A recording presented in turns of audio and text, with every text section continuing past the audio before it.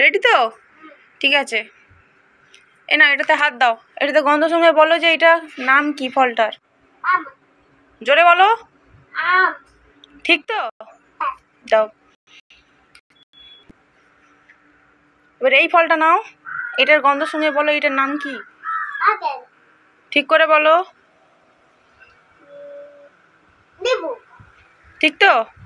ঠিক করে বলো।